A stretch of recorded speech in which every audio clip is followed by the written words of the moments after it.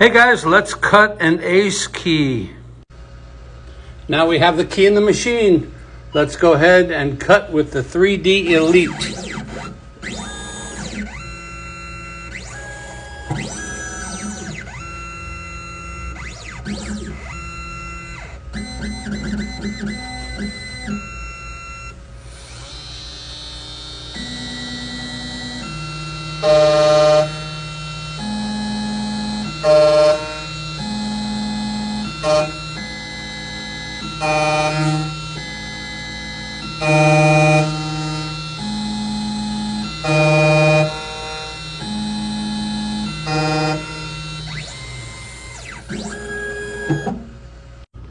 And just like that, we now have a working key.